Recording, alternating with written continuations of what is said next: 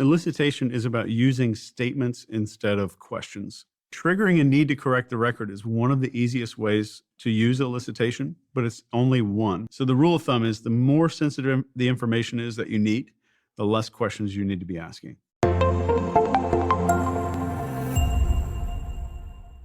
Elicitation is about using statements instead of questions. And I'll give you an example. Let's say you and I walk into Whole Foods. And we walk in there, and there's, let's say there's a young lady stocking produce. And you get in there, and I say, all right, Stephen, your goal is to go figure out how much she makes in 60 seconds, and you're not allowed to ask any questions or be awkward. And that's tough, right? It sounds really tough.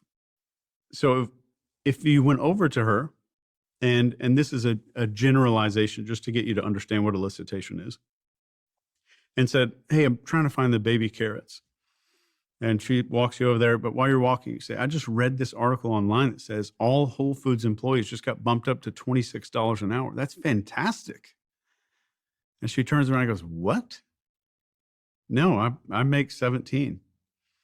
So now she doesn't feel like she's been pressed or questioned about how much she makes. She's correcting you. So triggering a need to correct the record is one of the easiest ways to use elicitation, but it's only one.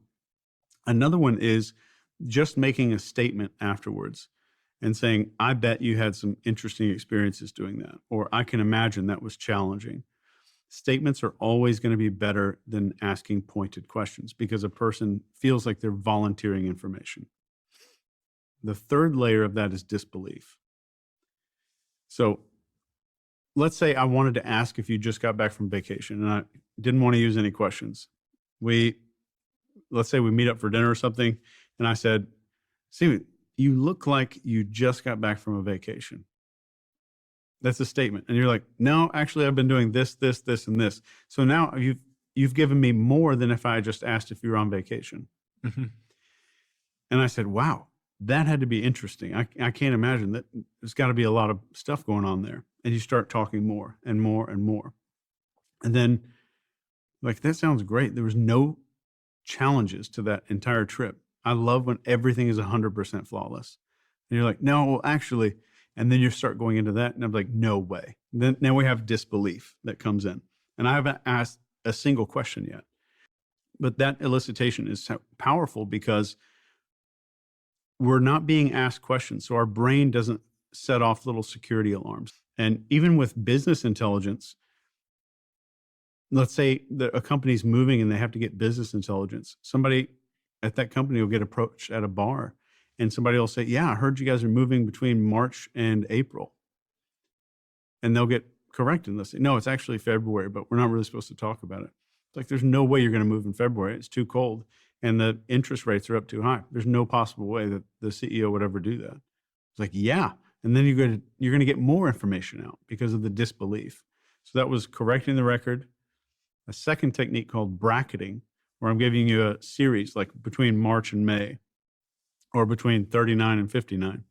And the third is the disbelief that starts getting this information out of people.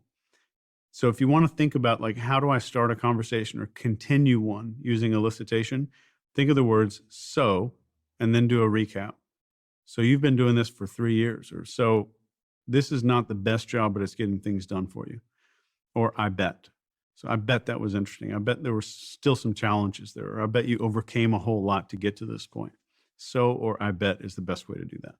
Elicitation is a sophisticated communication technique used to obtain information strategically without the other person realizing they're revealing it.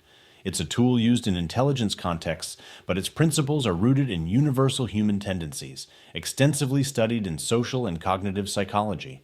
According to the FBI, elicitation is the strategic use of conversation to extract information from someone without them realizing they're being questioned. In other words, it's not about asking direct questions, but about guiding the conversation in a way that leads the other person to voluntarily share the desired information. Elicitation works because it leverages natural psychological tendencies such as the desire to appear competent, especially in professional settings, the tendency to be helpful and polite, the need to feel appreciated, heard, and involved, the urge to correct others, especially when they make obvious mistakes. These dynamics have been confirmed by decades of research by authors like Cialdini and Kahneman and are based on cognitive biases, social desirability, reciprocity, and impression management. The FBI lists several specific elicitation techniques. Some of the most well-known ones are the three already mentioned: deliberate false statements, saying something incorrect to provoke correction and get the accurate information; bracketing, offering a range of estimates to lead someone to give a more precise figure; and disbelief. Other notable techniques include flattery, using compliments to encourage openness; macro to micro, starting with broad topics and gradually narrowing down to sensitive details, and there are many more.